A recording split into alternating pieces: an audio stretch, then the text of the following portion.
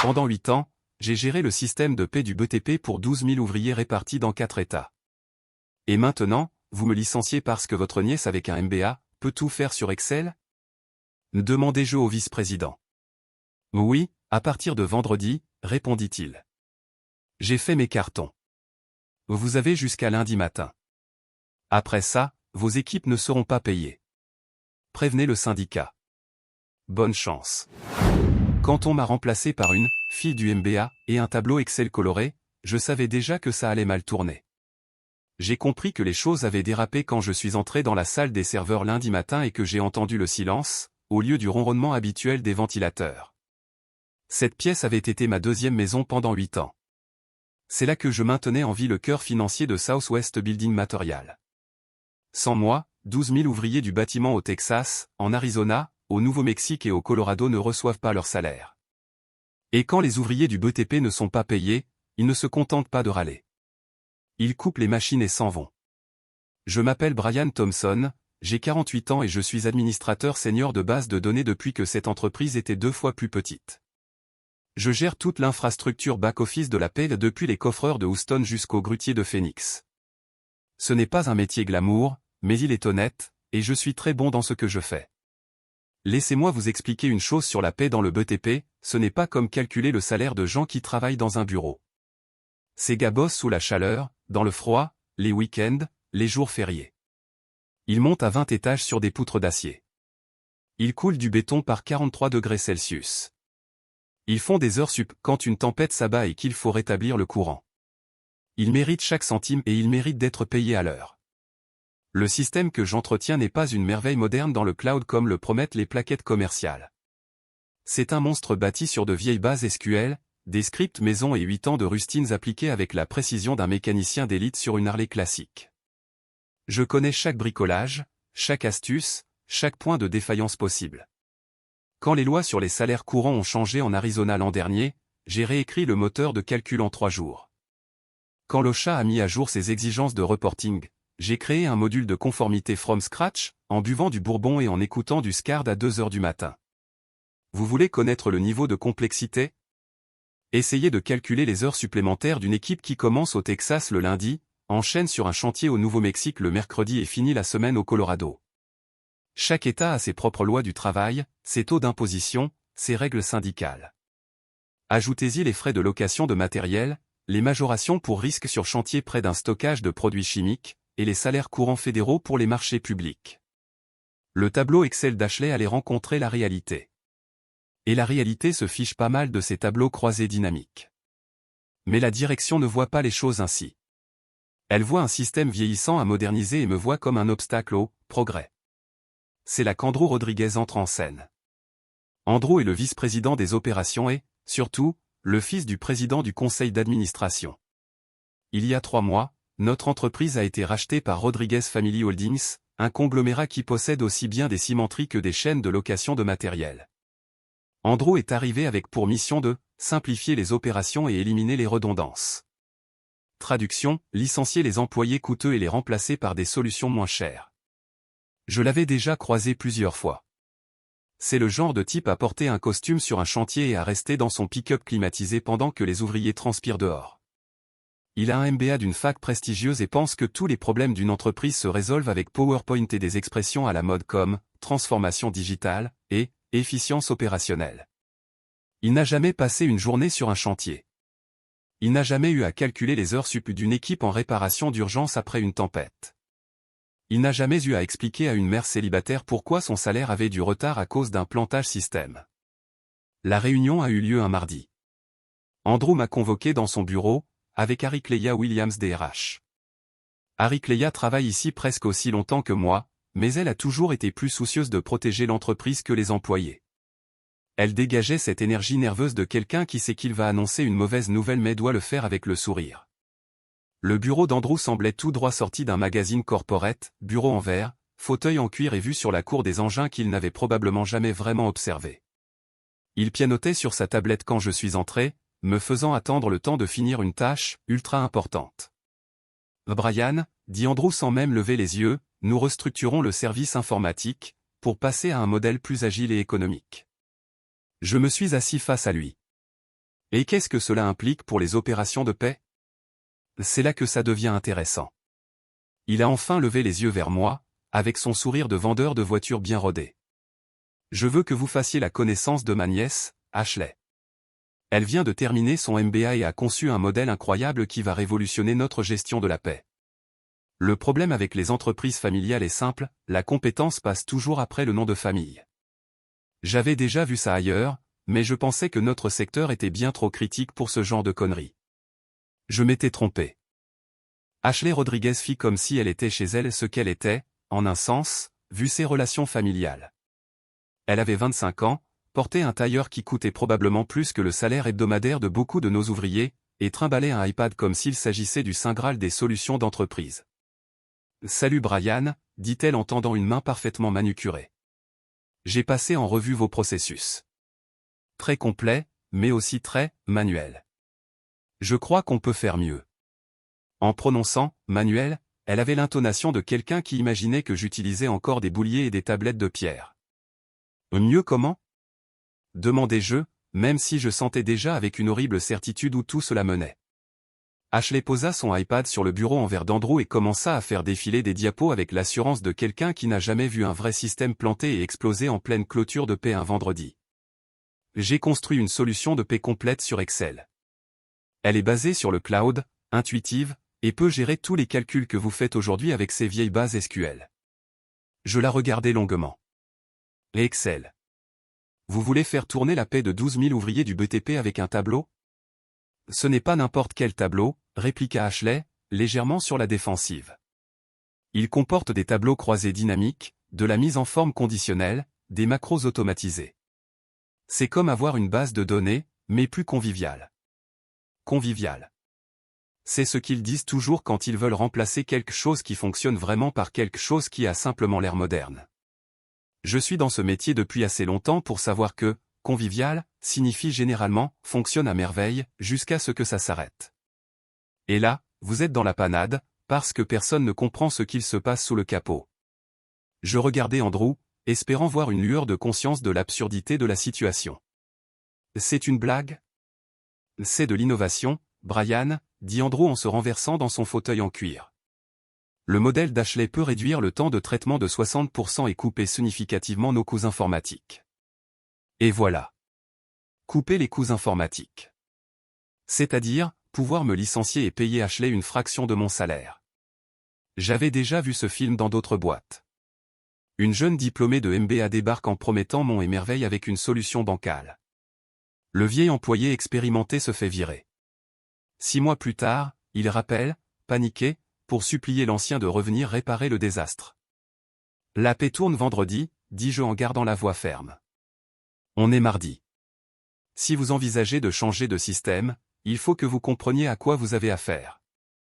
Il ne s'agit pas juste de multiplier des heures par un taux horaire.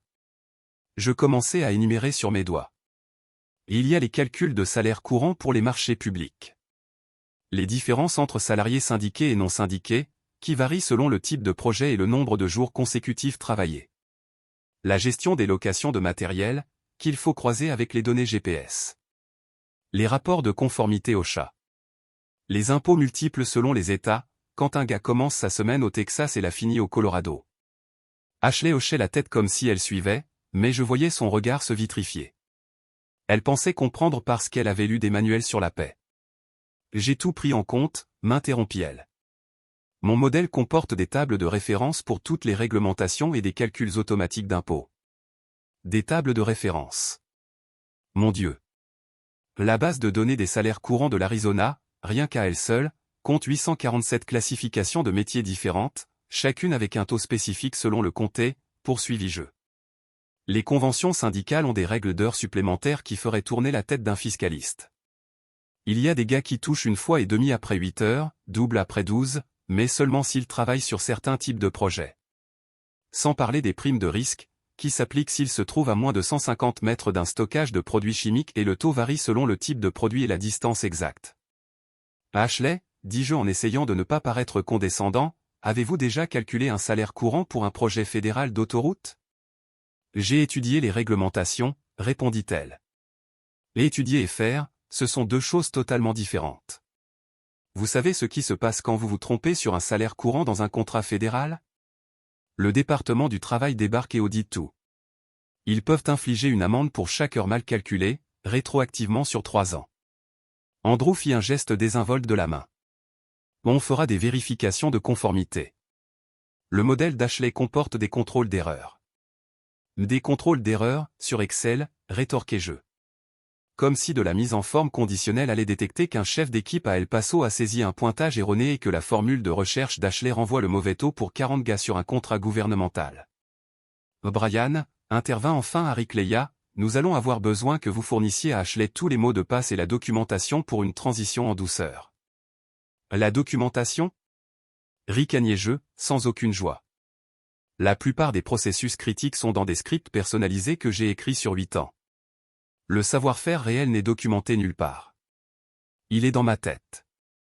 C'est ça, le problème avec les systèmes qui fonctionnent vraiment dans le monde réel, ils ne sortent pas d'un livre. Ils sont construits par des gens qui font le métier depuis assez longtemps pour savoir où sont enterrés tous les cadavres. Je sais, par exemple, que l'horloge pointeuse de l'entrepôt de Phoenix a un bug qui duplique parfois les enregistrements après 23 heures, mais seulement le mercredi et seulement quand le réseau est sous forte charge. Et ce n'était que le début. Je sais que la convention syndicale de l'équipe de coffrage a une clause sur les pauses repas que plus personne ne se souvient, mais si tu ne la prends pas en compte, les gars ne touchent pas l'indemnité repas. Ashley ne sait rien de tout ça. Elle a son joli tableau avec ses cellules colorées et ses formules sophistiquées, mais elle n'a jamais eu à expliquer à Big Jim Patterson pourquoi ces grutiers apparaissent comme s'ils gagnaient moins que le SMIC à cause d'un calcul erroné. Nous aurons donc besoin que vous documentiez tout cela avant votre départ, déclara Andrew. Et là, j'ai eu la certitude absolue qu'ils avaient déjà pris leur décision. Ils ne me demandaient pas mon avis ni ne tentaient de comprendre pourquoi leur plan était voué à l'échec. Ils me remettaient mes papiers de licenciement et s'attendaient à ce que je forme mon remplaçante. Quel est mon dernier jour? Vendredi, répondit Andrew. Après l'exécution de la paix. Nous voulons assurer une transition en douceur. Et si la transition n'est pas en douceur, commença Ashley. Mais elle le sera, s'empressa-t-elle d'ajouter. J'ai testé mon modèle en profondeur. Avec quelles données? Demandai-je. Des données d'échantillons du système RH, plus quelques scénarios théoriques. Des données d'échantillons. Des scénarios théoriques. Elle avait testé sa solution, révolutionnaire, de paix avec des chiffres inventés. C'était comme tester une voiture de course en roulant à 20 km/h sur le parking d'un supermarché, puis penser qu'elle pourrait tenir la distance à Daytona. Je me levai, les genoux craquant comme ils le font après être restés trop longtemps assis, ou quand on est sur le point de prendre une décision qu'on regrettera ou célébrera plus tard. D'accord. On verra bien. C'est ça, dit Andrew, en retournant déjà à sa tablette. Harry Cleia préparera les documents de rupture d'ici la fin de la journée. J'étais presque à la porte quand je m'arrêtai, me retournai et regardai Ashley. Un conseil. Elle leva les yeux de son iPad, s'attendant probablement à un tuyau technique sur les connexions de bases de données ou les formats de fichiers. Quand le système plantera et il plantera, ne paniquez pas, souvenez-vous juste que 12 000 personnes comptent sur leur salaire pour payer leur loyer et acheter à manger. Ça vous aidera peut-être à prioriser. Son regard en disait long, elle ne comprenait toujours pas. Pour elle, ce n'était que des chiffres à l'écran. Elle n'avait aucune idée qu'elle était sur le point d'être responsable de la vie de milliers de travailleurs. Je n'ai pas argumenté davantage. Je n'ai pas tenté d'expliquer pourquoi le plan d'Ashley était plus condamné qu'un avion en papier dans une tornade. Parfois, le meilleur professeur, c'est l'expérience et Ashley allait recevoir une éducation qu'aucun MBA ne propose. Les 3 jours qui suivirent furent comme regarder un accident de voiture au ralenti. Le mercredi et le jeudi, j'ai fait exactement ce qu'on m'avait demandé, j'ai documenté tout ce dont je me souvenais, créé des guides d'utilisation, rédigé des instructions étape par étape. Mais il y a une chose avec les systèmes complexes qui ont évolué pendant 8 ans. On ne peut pas documenter le savoir institutionnel. On ne peut pas écrire le sentiment au creux de l'estomac quand quelque chose ne semble pas aller. Ou l'instinct qui vous pousse à vérifier un calcul simplement parce qu'il est suffisamment faux pour causer des dégâts. Ashley m'a accompagné ces 2 jours, prenant des notes sur son iPad et posant des questions qui montraient qu'elle n'avait aucune idée de ce qui l'attendait. Pourquoi vérifiez-vous manuellement les classifications salariales de l'Arizona, demanda-t-elle le mercredi matin, pendant que je faisais mes vérifications pré-paie. Parce que la base de données de l'État est corrompue depuis 2019, expliquai-je. Elle affiche les bons taux, mais environ 3% des classifications renvoient des codes de compte erronés. Si tu ne le détectes pas, des gars qui bossent à Phoenix sont payés comme s'ils étaient à Tucson, soit environ 4 $ de moins de l'heure. On ne peut pas réparer la base de données? C'est un système de l'État. On n'a aucun contrôle. On ne peut que contourner le problème. Elle nota sur son iPad. Je la vis écrire quelque chose du genre corriger la base de données de l'État, comme si c'était quelque chose qu'elle pouvait régler avec un coup de fil. Le jeudi après-midi, Ashley était suffisamment confiante pour commencer à importer des données réelles dans son modèle Excel. Je l'ai observée alors qu'elle chargeait les fichiers bruts des pointages des 47 chantiers répartis sur 4 États. Le tableau a commencé à planter presque immédiatement. C'est juste en train de charger, dit Ashley en cliquant sans cesse sur Actualiser, tandis qu'Excel essayait d'avaler les 12 000 fiches de salariés. Mais je savais déjà ce qui se passait. Ces formules de recherche généraient des références circulaires parce qu'elles ne comprenaient pas comment les calculs de salaire courants s'enchaînent. Quand tu as des exigences fédérales, étatiques et locales qui peuvent s'appliquer simultanément à un même travail, un simple recherche-chef ne suffit pas. Il faut une logique conditionnelle, qui vérifie plusieurs critères dans l'ordre exact. Ashley, dis-je prudemment, peut-être vaut-il mieux tester ça avec un ensemble de données plus restreint d'abord. Tout va bien se passer, répondit-elle. Mais j'ai perçu l'insécurité qui commençait à percer dans sa voix, tandis que l'utilisation mémoire d'Excel s'envolait et que le programme commençait à geler. Vendredi matin, l'heure de la transition officielle était arrivée. Ashley est apparue tôt, ordinateur portable à la main, avec cette énergie nerveuse qu'on voit chez les pilotes débutants avant leur première course de NASCAR. Prête à entrer dans l'histoire, demanda-t-elle, en essayant de paraître confiante. Je rassemblais mes affaires personnelles pendant qu'elle s'installait à mon poste de travail. Une tasse de café estampée, l'administrateur de base de données le plus passable du monde, une photo de ma Harley-Davidson, et une bouteille de bourbon que je gardais pour les urgences. Il m'a semblé approprié de tout emporter et quelque chose me disait qu'ils auraient plus besoin d'elle que de moi. La banque ferme les virements directs à midi, lui rappelai-je. Après ça, personne ne sera payé avant lundi. Je sais, répondit-elle, entièrement concentrée sur son écran où Excel tentait de traiter les données de paie comme une broyeuse essayant d'avaler un poteau téléphonique. Je commençais à partir, mais je m'arrêtais. Ashley, encore un truc. Quand ça va dérailler et ça va dérailler et n'essayez pas de réparer en relançant les calculs. Chaque fois que vous retraitez, ça crée des écritures en double dans le système. Corrigez le problème d'abord, ensuite seulement relancer. Elle ne m'écoutait déjà plus vraiment. Elle fixait l'écran où la moitié des cellules affichaient déjà des erreurs.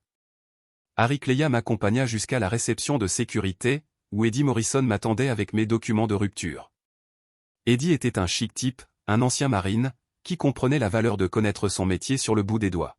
« Je regrette de vous voir partir, Brian, dit-il pendant que je signais. Ça ne me semble pas juste. C'est juste les affaires, Eddie. De mauvaises affaires, mais les affaires. Je rentrais chez moi dans mon pick-up, les vitres baissées, crédence à la radio. J'aurais dû être en colère, mais j'avais plutôt l'impression de regarder un film catastrophe où on sait que l'astéroïde va s'écraser, mais les personnages ne s'en sont pas encore rendus compte. Mon téléphone s'est mis à vibrer vers 10h30. Un message de Kevin Martinez, un des assistants à la paix.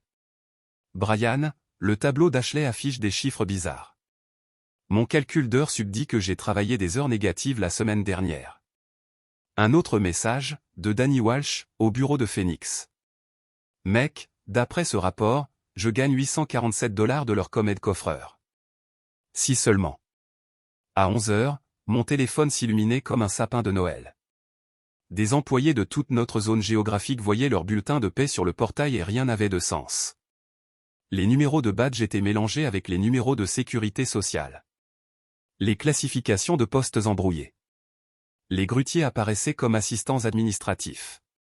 Les manœuvres surgissaient en tant que cadre dirigeant. Le meilleur venait de Tony Ramirez, chef d'équipe à El Paso. Brian, ma fiche de paie dit que j'ai fait 2847 heures la semaine dernière et que mon net est de 12 000 $. C'est moi qui ai volé l'entreprise, ou l'entreprise qui m'a volé? Je pouvais visualiser exactement ce qui s'était passé à l'importation des données. Ashley avait mélangé les en-têtes de colonne. Les identifiants étaient utilisés comme heures travaillées, et les heures étaient traitées comme des taux horaires.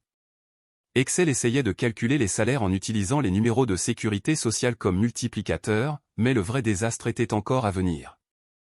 Les chiffres bizarres sur le portail n'étaient que l'apéritif. Le plat principal serait servi à midi, quand la banque tenterait de traiter le fichier d'Ashley pour les virements. À 11h45, mon téléphone sonna. C'était Harry Cleia, DRH. Brian, sa voix était tendue par la panique, il faut qu'on parle. Le fichier de paie d'Ashley présente quelques irrégularités. Irrégularités.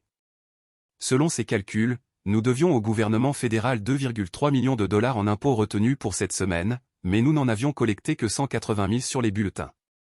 Je restais garé dans mon allée, écoutant Harry Cleia expliquer comment le modèle Excel d'Ashley avait essentiellement créé un trou noir mathématique. En plus, poursuivit Harry Cleia, la banque demande pourquoi nous tentons de virer 47 000 dollars à un opérateur de bétonnière à Albuquerque, tout en déduisant 23 000 dollars du salaire d'un grutier pour quelque chose appelé « frais de récupération de location d'équipement ». Vous avez prévenu Andrew? Il est en réunion toute la journée. Ashley dit qu'elle peut arranger ça. Dernier mot célèbre. J'avais déjà entendu ça de la bouche de tous novices trop confiants pensant pouvoir colmater un navire qui coule avec du ruban adhésif et de la bonne volonté. Harry Cleia, dis-je, vous feriez peut-être mieux d'annuler ces réunions. À 14h, Southwest Building Material n'était plus une entreprise de construction. C'était une zone sinistrée. La banque avait rejeté le fichier d'Ashley avec une telle force qu'il avait probablement laissé des marques de brûlure sur leur serveur. Selon leur réponse automatique, nous tentions de transférer des montants invalides vers des comptes invalides en utilisant des protocoles de routage invalides.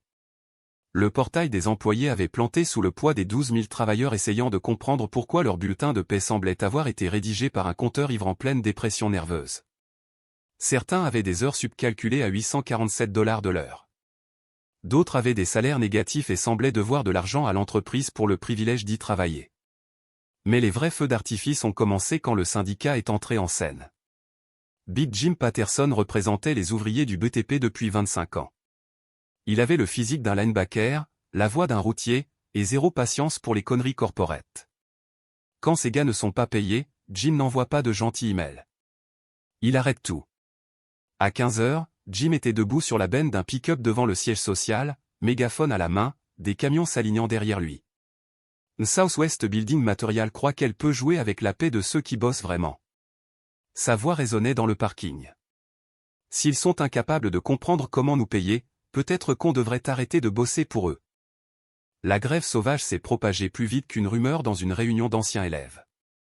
Les chantiers de Phoenix ont été les premiers à s'arrêter, suivis d'Albuquerque, puis du projet d'autoroute près de Denver.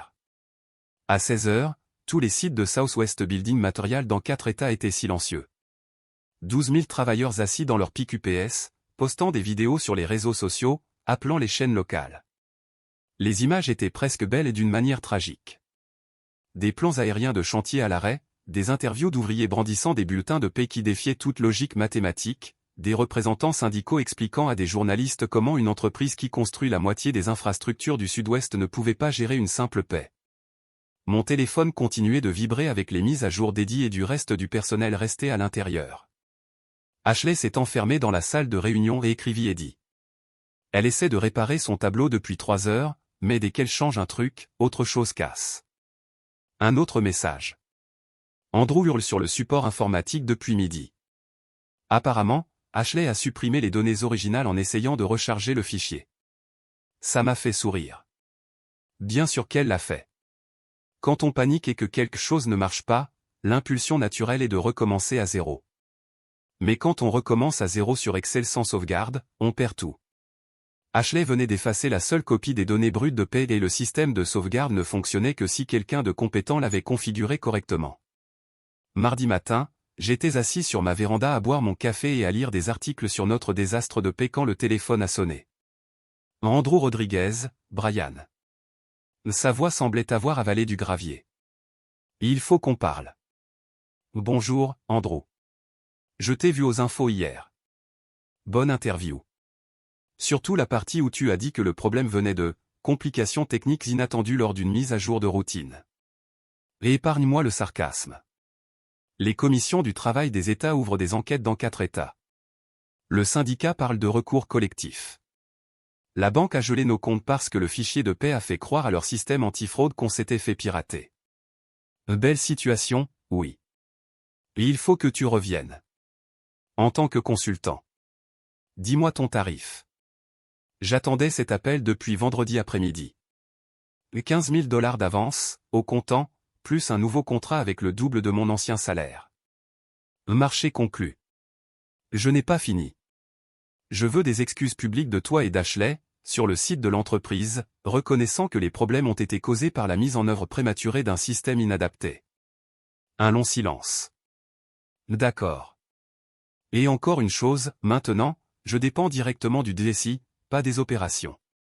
J'en ai assez de gérer des gens qui pensent qu'Excel est un logiciel d'entreprise. Tout ce que tu veux, Brian. Répare juste ce bordel. Je suis retourné au bureau mercredi matin. Le parking avait encore des syndicalistes campants, mais ils m'ont fait un signe de tête en voyant mon pick-up. Jim Patterson s'est approché alors que je descendais. Brian, dis-moi que tu viens nous sauver. Je bosse là-dessus, Jim. Vous devriez voir du mouvement d'ici jeudi matin. Et le paiement rétroactif pour les jours d'arrêt? Chaque centime, avec les heures sup pour ceux qui étaient sur les rotations. J'ai franchi les portes du bâtiment comme si c'était chez moi. Et pendant les jours suivants, c'était presque le cas. C'était pire que je ne l'imaginais. Non seulement elle avait corrompu les données de paie, mais elle avait aussi bloqué des tables de la base de données, créé des références circulaires dans les modules de taxes et, d'une manière ou d'une autre, convaincu le système que nous avions 847 000 employés nommés, erreur. Il m'a fallu 18 heures de travail continu, mais j'ai tout reconstruit en utilisant les journaux de transactions et les vraies sauvegardes stockées dans des systèmes qu'Ashley ne soupçonnait même pas. Jeudi matin, j'avais un fichier de paie propre, prêt pour la banque. J'ai appuyé sur envoyer à 6 heures. Le virement électronique est passé sans accroc. 12 000 travailleurs se sont réveillés avec leur paiement correct plus les heures supplémentaires pour les jours passés dans le parking. Vendredi matin, je suis entré dans le bureau d'Andrew. Il semblait avoir vieilli de 10 ans en une semaine. C'est fait, dis-je. Tout le monde a été payé correctement, y compris la compensation pour les jours d'arrêt. Merci, murmura-t-il presque. Et Ashley? Reclassé en études marketing. Apparemment, les relations familiales ont des limites quand tu fais perdre des millions à l'entreprise et que tu provoques presque une enquête fédérale. Et mon nouveau bureau? Andrew pointa du doigt le bureau d'angle, avec vue sur la cour des équipements. Tout à toi. J'ai fait installer une nouvelle machine à café. Je me suis installé à mon nouveau poste dans le fauteuil en cuir. Par la fenêtre, je voyais les chantiers reprendre vie et les grues se déplaçant, les camions partant avec des équipes au complet. Mon téléphone a vibré avec un message d'Eddie. J'ai entendu qu'Ashley est au marketing maintenant. Tu penses qu'elle sait calculer les impressions publicitaires? J'ai ouvert le tiroir et pris la bouteille du bon bourbon que je gardais pour une occasion spéciale. Celle-ci en était une, à coup sûr. Parfois, les vieilles méthodes sont encore les meilleures. Parfois, l'expérience bat l'innovation. Et parfois, quand la direction essaie de réparer ce qui n'est pas cassé, elle découvre à ses dépens que certains métiers exigent plus qu'un MBA et un tableau Excel. J'ai versé une mesure dans ma tasse de café et l'ai levée vers la fenêtre. À la sueur de ceux qui maintiennent la machine en marche et à ceux qui veillent à ce que les travailleurs reçoivent ce qu'ils méritent. Ça méritait bien un toast. Commentaire Monsieur Reddit. Ah, la belle magie du progrès. Remplacer un système éprouvé par une jolie feuille Excel et un MBA tout neuf, et regardez comment 12 000 vies se transforment en tableau croisé dynamique du chaos. C'est presque poétique, si ce n'était pas si tragique. La prochaine fois qu'un directeur vous dit qu'il va moderniser votre secteur, souvenez-vous de Brian et de son bourbon. Parce que parfois, l'expérience ne s'achète pas. Elle se mérite, souvent après avoir tout fait exploser. Santé.